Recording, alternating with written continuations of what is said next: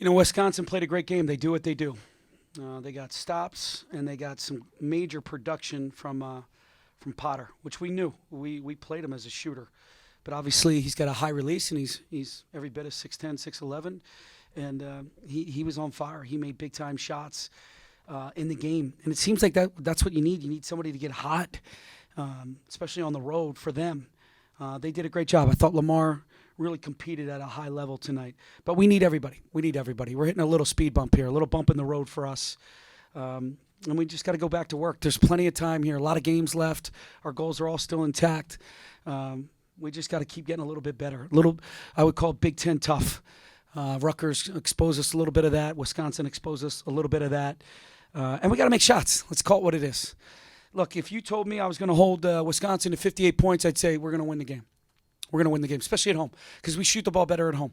We really do. We play well at home, and we gave up serve. If I can use a tennis term, we had serve, and we're doing a great job here, and now we lost serve.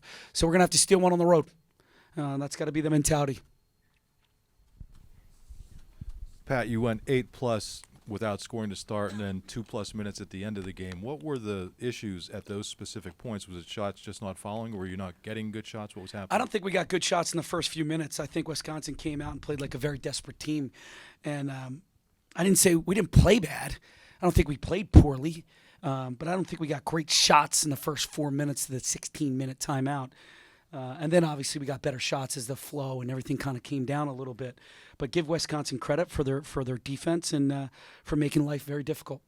And you only had 4 guys score in this game. That's not tenable in the Big Ten. I would assume. I don't want to put words in your mouth, but what led to that, and how do you get past that? How do you get more guys involved? Yeah, for two games now, we haven't really shot the ball particularly well.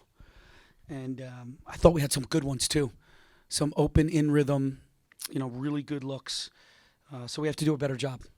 And then we'll look at the tape, and I'll look at the offense and see if we have to tweak something.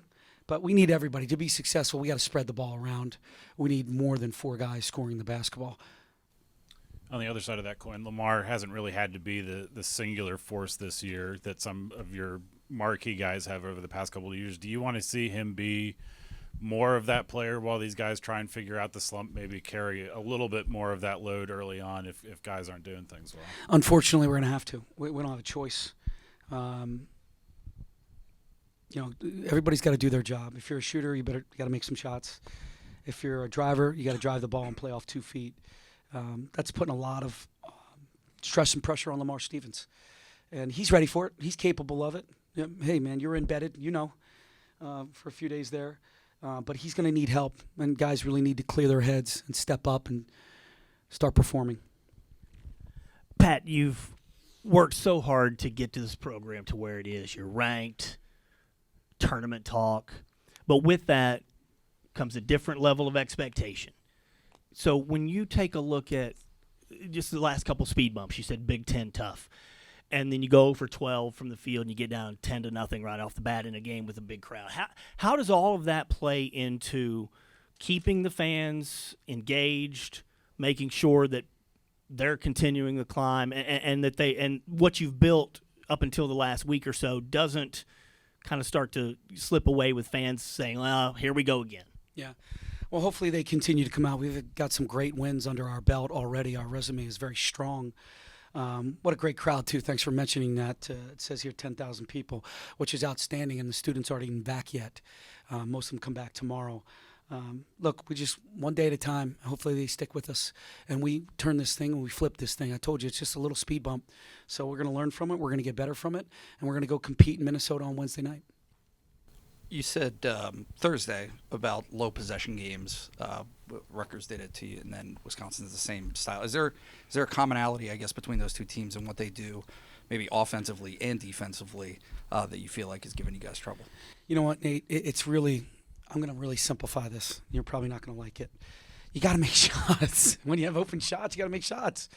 And then if you go to the free throw line, you got to make your free throws. And if you can get a deep post up, we got to do the little things just a little bit better on our post stuff.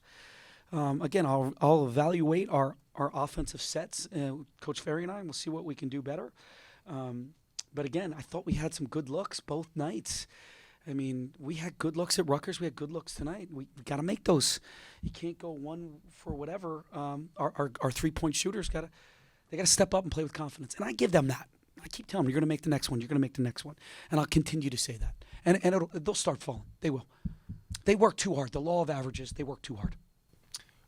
Pat, Mark mentioned the first 8 minutes without a shot. So I'm kind of wondering, what's your mindset in the first media timeout when you're taking bad shots and it's still 0-0, and then in the second one when you still haven't scored but now you're down 8-0?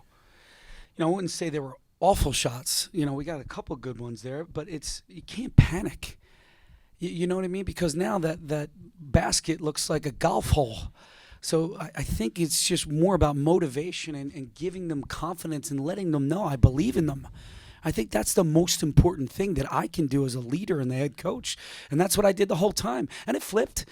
Flipped. The ball started going in for us. I think we cut it to a good amount there in the second half. We started getting up and down. We started getting stops. Things started to move for us. But we need to do it in the Big Ten for 40 minutes, especially against teams that are tough and physical and really play the way Rutgers and Wisconsin do. Pat, you've mentioned in the past not letting one loss turn into two turn into three. What separates this being road bumps from it turning into a skid? Because we're different. We're older. We're a little bit more talented. Our front line's older. We got Curtis Jones as a fifth year. These guys have been here. Experience. Coach, I think it's fair to say that Miles had his struggles offensively as of recent, but what does he kind of do on the offensive end, like really well when you guys are going, and how do his struggles kind of, hurt that offense and make it become a little more stagnant? When Miles is going, he's making threes, and he's making great plays for everybody. He did that in the last 4 minutes of Iowa. He had 4 assists to lead us to victory there. But he's got to make some threes. There's no doubt about it. We need him to do that because he'll space the floor, and that way our drivers have more space out there, which we had early on. That's why we were scoring at such a high clip. We were making some shots, and guys were spaced. But back to the drawing board. We'll keep working hard. I know he will. Pat, this team has always been one that is going to attempt a lot of threes. You're averaging 26 per game so far this season. But at what point are you towing the line between instilling confidence in them to attempt those threes and, like you said, perhaps making tweaks to the scheme, the game plan? You know what? I think the right guys are taking threes. I really do. And the guys who are low percentage are only taking a couple, and they're maybe end of a clock. So, I think we're taking the right ones. And we got to keep taking those right ones because we do have good shooters on this team, and we got to continue to play like that. Thank you.